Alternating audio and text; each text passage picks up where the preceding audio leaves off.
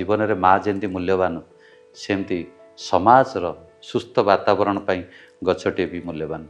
गछ आम पाई निहाती दरकार परिवेश पाई परिवार सुस्थ पाई।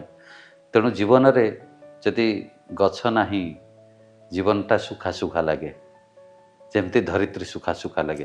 तेणु यशस्वी प्रधानमंत्री मान्यवर नरेंद्र मोदी जी का आह्वान एक पेड़ माँ के नाम। सेप्टेम्बर 17 तारीख से दिन 75 लाख गछ निज माँ को उद्देश्य रे एवं धरित्री माँ आम वसुधा माँ को पाई